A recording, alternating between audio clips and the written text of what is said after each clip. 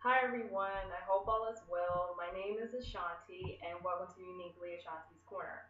I guess you can obviously see by the title of the video what I'm going to be talking about today. Now, cursing is something that a lot of people have argued about for years and continue to talk about. And when Christians start talking about why cursing is wrong, then you encounter people who try to justify why it's okay to curse. Even some people who say they're Christians try to justify why they curse.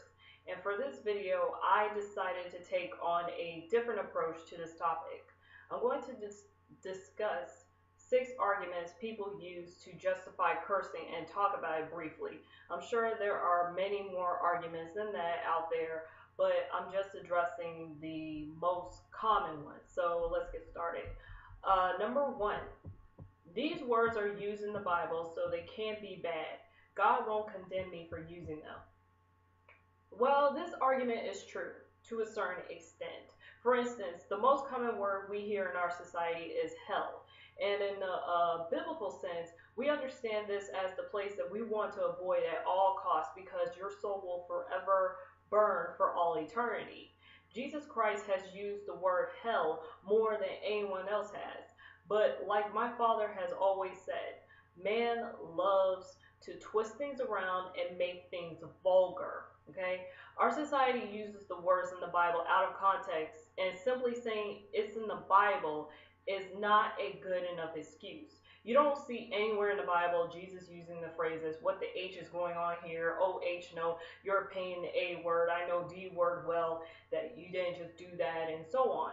And some people have argued, well, there's no such verse in the Bible that prohibits the use of biblical words out of context. While that may be true, this doesn't mean that God is giving us a free pass to use the words the way that we want to. Argument number 2. But God says to come as you are. Cursing is a part of who I am as a person. Wouldn't I be lying to God and myself by constricting myself? The first time I was actually introduced to this argument was on my YouTube channel. Somebody decided to critique how I always ask my viewers to refrain from profane language in the comments, saying that it showed that I was a Muslim dictator, and I don't even know where that came from because I'm not Muslim. And the person said that whenever he prays, he always curses when he has this one-on-one time with God. It's important for us to understand that when God encourages us to come as we are, it means that He doesn't expect us to be perfect. Some people are so ashamed by all the things they have done in their lives that they feel like God won't listen to them.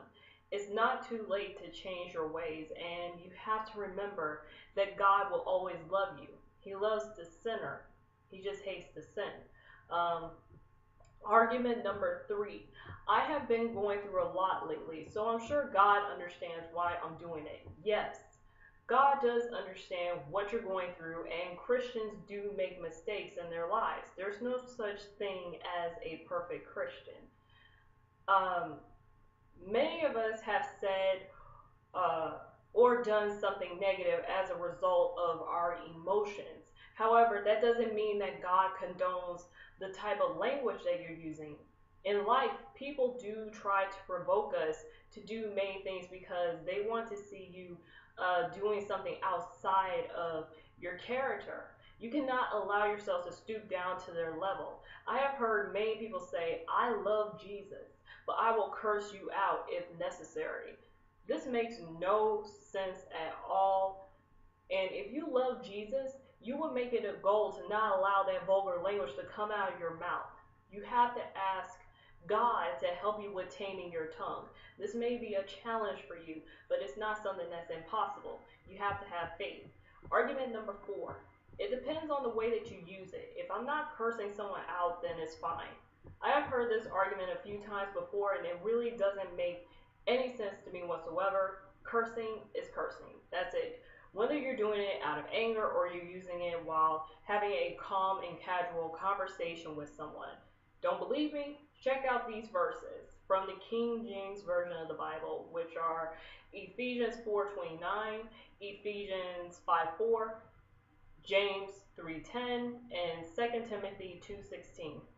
That pretty much shows you that God doesn't want you to curse at all. You especially see this clearly in the book of James. And I encourage you to read the book of James when you can. It's all about taming your tongue. You may not like to hear this, but it's the truth. I know a lot of people say cursing is a creative way of expressing your emotions, but you know what?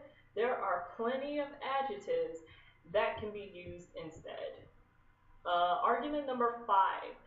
Sometimes you have to use curse words to sound real. You want to be able to relate to people. This is an argument that's most often used by Christian filmmakers. A lot of them argue that when you're showing certain types of characters, you want to make the viewers believe what they're seeing.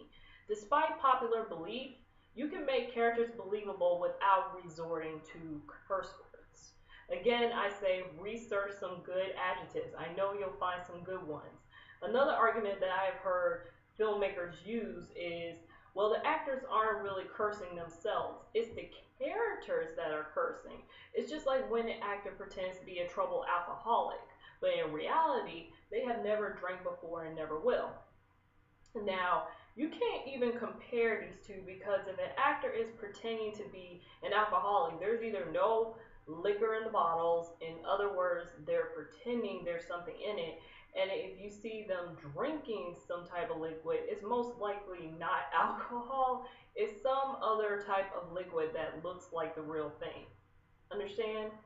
Whether you're pretending to be someone who curses or you're being yourself, it's still wrong either way that you look at it. I seriously doubt that God's going to distinguish between the two when His Word clearly says that He doesn't like it. Argument number 6. Well, I'm a new Christian. I'm still trying to get the hang of things. God still needs to work on me. Okay. So when you are just coming to Christ, it can definitely be hard to break old habits. I definitely understand that. However, when I came across some people who use this argument, they didn't talk about what they were doing to better themselves, and I didn't see them trying to do better with their actions. And many of them say, well, God is a forgiving God, right? So He'll forgive me for my wrongs. Yes, we have a merciful, forgiving, and loving Heavenly Father. However, this does not mean that it's okay to repeat the same mistakes over and over and over and over again when we know what we're doing is wrong. You ask God for forgiveness, ask Him to help you to be better, and actually put in the work to be better. You see, like I said before, nobody is perfect. I know many of us are guilty of doing things we weren't proud of, and sometimes we did the same thing right back again, either by mistake or we fell victim to the temptation of the flesh. It's hard, I know, but that is why it is so important to look to God for guidance. Now, I want to make another point that isn't really an argument, but it's definitely something worth mentioning for this video. The newest trend that I see people doing, especially women, when they're taking a picture or they're doing a video, I see them putting their middle finger up. And I'm pretty sure we all know that the middle finger is a bad word, okay? There's even a song by a female artist now. I don't know who sings it, and I'm not concerned with looking up to see who it is. I just know one of the lyrics is, middle fingers up, I ain't sorry. And just for the record, so we're all clear on this, I have never heard this song completely. Sometimes people play that specific lyric on the radio, and I have even heard it being played in some people's videos on YouTube, which I automatically clicked out of because I'm not trying to hear the song. I guess a lot of women think it's cute or something to be doing that, to be putting their middle finger up at people. But it's definitely not cute, it's disrespectful and uncalled for. There's no excuse for disrespecting anyone. Men and women need to leave their middle finger down, flipping the bird, or whatever you want to call it, whatever phrase you want to call it. And I don't care if you find the song that I mentioned catchy. If you want to grow closer to God, you're going to have to stop listening to this song and any other songs similar to it. Anyway, that pretty much is all I really wanted to say. I'm sure this list now gives you some insight as to why I always tell y'all to avoid cursing in the comments or directing me to videos that have that type of language in it. I don't even care if someone uses one curse word throughout a video. If I hear it, I automatically click out of it. Also, if someone shows some type of sign that has curse words in it, or they're playing music with cursing in it, I click off of it. In other words, no matter how the profane words are presented, I don't participate in it. Simple as that. That's it. Anyway, I hope that you were able to take something away from this and you'll share this with others.